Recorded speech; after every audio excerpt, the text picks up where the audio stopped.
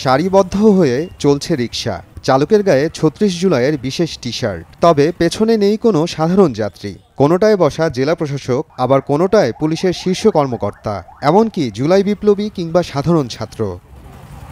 দুপুরে কিশোরগঞ্জ শহরের পুরাতন স্টেডিয়াম থেকে বের হয় রিকশা চালকদের একটি র্যালি। চাকা ঘোরে প্রতিবাদের রিকশা ভ্যানে জাগরণে জুলাই এ স্লোগান নিয়ে শহীদদের স্মরণে রিকশা চালকদের এমন ব্যতিক্রমী পদযাত্রা। সবাই একখান হয়েছি, ওই আনন্দ করলাম, সবাই মিলে একসাথে একজোট হইলাম, ওইয়া সবাই নিয়ে একসাথে রেডি করিয়া এখানে আসছি জুলাইয়ের গণ অভ্যুত্থানের অনুষ্ঠানের কার্যক্রম করে।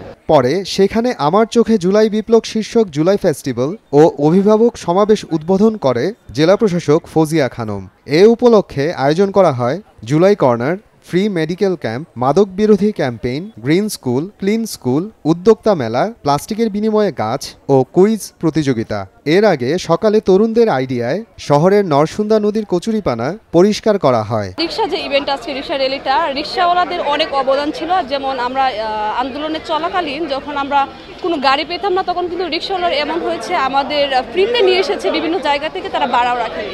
এক্ষেত্রে জুলাই আন্দোলনে তাদের কিন্তু বিশেষ অবদান ছিল। তাই আমরা 50 জন রিকশাওয়ালাকে আজকে রিকশা র্যালির জন্য নিয়ে এসেছি। জুলাইকে তরুণরা কিভাবে ধারণ করে সামনের দিকে এগিয়ে যাবে শীর্ষক যে আলোচনা বা যে আয়োজন করা হয়েছে, এবং তারুণ্যের চোখে জুলাইকে সামনের দিকে এগিয়ে নেওয়ার জন্য যে সকল কার্যক্রম কি কি করা যেতে পারে, সেই যে সকল কার্যক্রমের জন্যই আজকে বিভিন্ন কর্মসূচি এখানে আসলে দেওয়া হয়েছে। একটা বই বিনিময়ের একটা চেষ্টা করছি যে কারো কাছে যদি তাদের কোনো কেনা বই থাকে, তারা সেটা পড়ে ফেলেছে বা তাদের কাছে আছে বা কোনো কাজে লাগছে না এই মুহূর্তে, তো তারা আমাদের কাছে আসবে, সেই বইটা আমাদের কাছে জমা দিয়ে তার বদলে তারা অন্য তাদের পছন্দ মতো একটা বই নিয়ে যেতে পারবে। যেহেতু জুলাই ফেস্টিভ্যাল, জুলাইকে আমরা রিপ্রেজেন্ট করতেছি, 2025 যে আমাদের মাইলস্টোন ট্রেজেডি, ওটাকে আমরা রিপ্রেজেন্ট করতেছি। আমরা রিপ্রেজেন্ট করতেছি আমাদের 2024 যে জুলাই, রক্তাক্ত জুলাই ছিল। আমরা উদ্যোক্তারা মূলত কাজই করি যে তরুণ যারা আছে তাদেরকে নিয়ে, যে তারা যাতে প্রতবস্ত্র না হয়, তারা যাতে ভালো একটা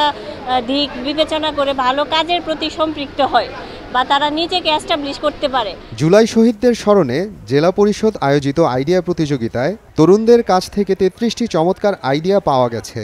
এর মধ্য থেকে 3টি সেরা আইডিয়া নির্বাচিত করা হয়। তরুণদের কাছ থেকে পাওয়া আইডিয়াগুলো ভবিষ্যৎ বাংলাদেশ বিনির্মাণে গুরুত্বপূর্ণ ভূমিকা রাখবে বলেও মনে করেন জেলা প্রশাসক ফজিয়া খানম। আমাদের তরুণ প্রজন্মের কাছ থেকে যে আইডিয়াগুলো পেয়েছে, জুলাই পরবর্তী কি বাংলাদেশ তারা দেখতে চায়, তাদের ভিতর থেকে বেস্ট আইডিয়াগুলোকে আমরা সিলেক্ট করেছি। প্রথম, দ্বিতীয়, তৃতীয় যারা হয়েছেন তাদের জন্য পুরস্কারের ব্যবস্থা আছে, অন্যদের জন্য আমরা সান্ত্বনা পুরস্কারও রেখেছি।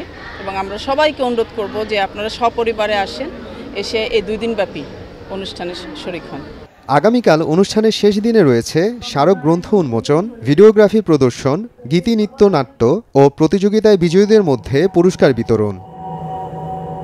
সময় সংবাদ, কিশোরগঞ্জ।